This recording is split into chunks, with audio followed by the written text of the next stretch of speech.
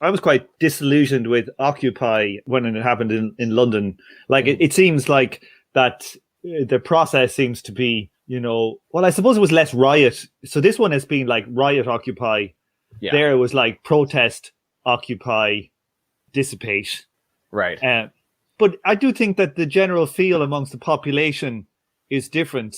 As in, I don't think like the occupations, these couple of occupations, is there one in, where else is there one? Is there one in Chicago? There was almost one in Portland. I think that there was like a hotel that was claimed in. Oh, Minnesota. Yeah, in Minnesota. Yeah. And also I think there's something like that in Philadelphia. I was reading also, but I'm not really sure. They're not quite the same as the autonomous zone. They may be in some ways more productive, and probably we should give them more attention because, like, claiming a hotel for homeless people or whatever.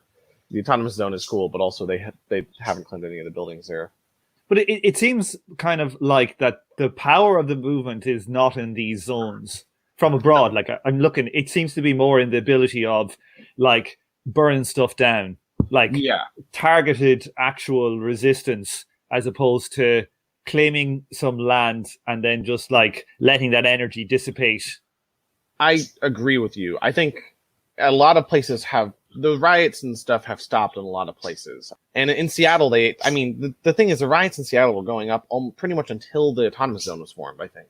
So in a certain way, the autonomous zone does represent the death of those protests. Another thing I want to say, one thing I heard from a couple people is that they thought that the mayor might come in and basically make this occupied area into its own neighborhood, equivalent to the lefty version of a Chinatown or something. She might come in and do that, make that police station a community center, and then not defund the police or anything, build more police precincts. And that seems like a possible outcome of this to me, is that basically the state accepts it to a certain degree, but kind of neutralizes it as anything but another sector of the city that's accepted.